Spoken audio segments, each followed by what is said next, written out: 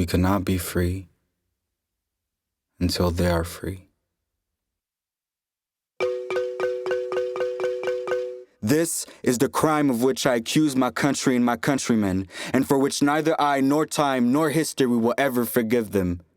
That they have destroyed and are destroying hundreds of thousands of lives and do not know it and do not want to know it. It is not permissible that the authors of devastation should also be innocent. It is the innocence which constitutes the crime.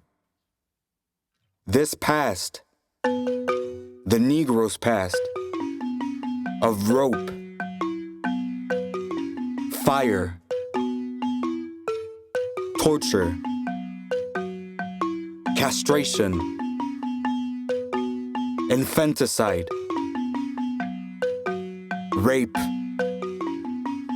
death and humiliation, fear by day and night, fear as deep as the marrow of the bone, doubt that he was worthy of life since everyone around him denied it, sorrow for his woman, for his kinfolk, for his children who needed his protection and whom he could not protect, rage, hatred and murder, hatred for white men so deep that it often turned against him in his own and made all love, all trust, all joy impossible. This past, this endless struggle to achieve and reveal and confirm a human identity, yet contains for all its horrors something very beautiful. I do not mean to be sentimental about suffering. Enough is certainly as good as a feast. But people who cannot suffer can never grow up, can never discover who they are. If one is continually surviving the worst that life can bring, one eventually ceases to be controlled by a fear of what life can bring. Whatever it brings must be born. I'm proud of these people, not because of their color, but because of their intelligence and their spiritual force and their beauty. The only thing white people have that black people need or should want is power. And no one holds power forever. White people cannot, in a generality, be taken as models of how to live. Rather, the white man is himself in sore need of new standards, which will release him from his confusion and place him once again in fruitful communion with the depths of his own being. And I repeat, the price of the liberation of the white people is the liberation of the blacks, the total liberation. In the cities, in the towns, before the law, and in the mind.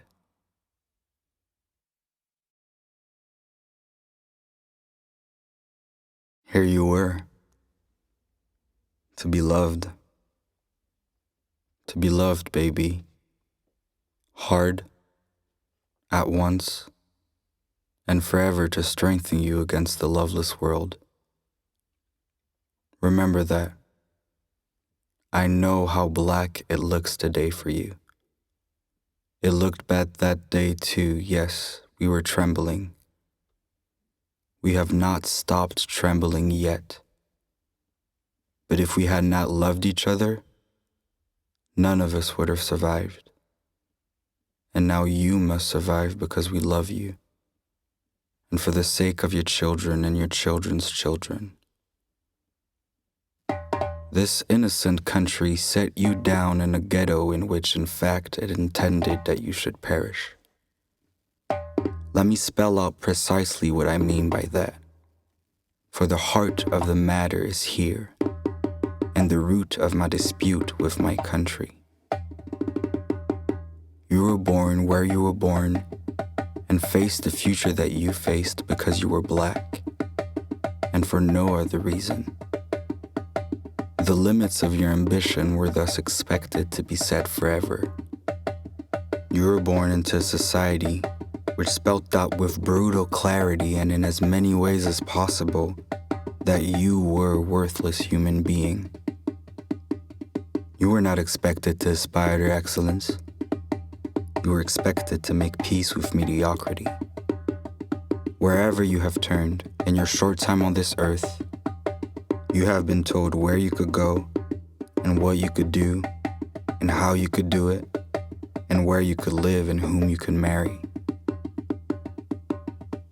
Take no one's word for anything, including mine.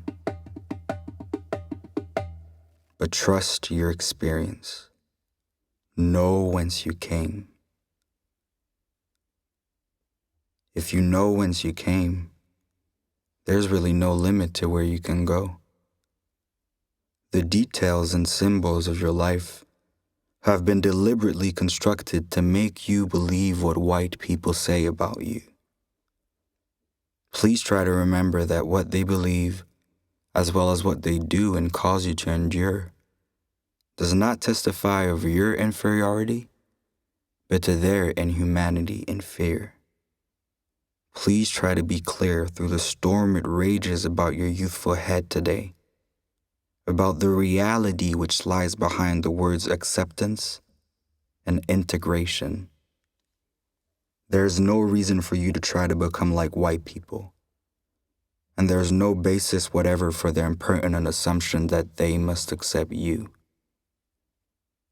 The really terrible thing is that you must accept them, and I mean that very seriously. You must accept them and accept them with love.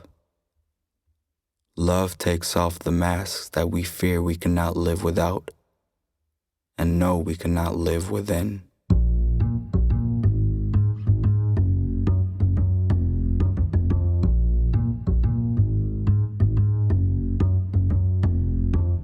Wade in the water, wade in the water, wade in the water, wade in the water, wade in the water, wade in the water, wade in the water, wade in the water, wade in the water, wade in the water, children, wade in the water.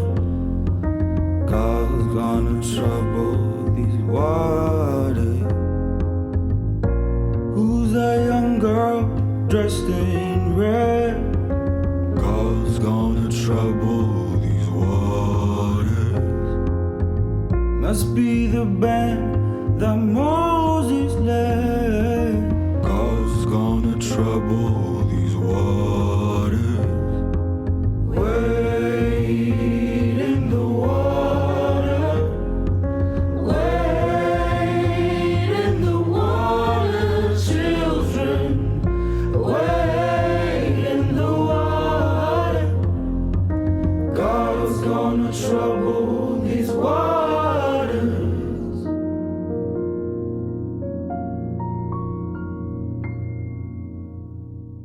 Try to imagine how you would feel if you woke up one morning to find the sun shining and all the stars aflame. You will be frightened because it is out of order of nature. Any upheaval in the universe is terrifying because it so profoundly attacks one's sense of one's own reality. Well, the black man has functioned in the white man's world as a fixed star, as an immovable pillar. And as he moves out of his place, heaven and earth are shaken to their foundations. You, don't be afraid. I said that it was intended that you should perish in this ghetto, perish by never being allowed to go behind the white man's definitions, by never being allowed to spell your proper name. You have, and many of us have, defeated this intention. And by a terrible law, terrible paradox, those innocent who believe that your imprisonment meant them safe are losing their grasp of reality. These men are your brothers, your lost, younger brothers. And if the word integration means anything, This is what it means, that we, with love, shall force our brothers to see themselves as they are, to cease fleeing from reality and begin to change it.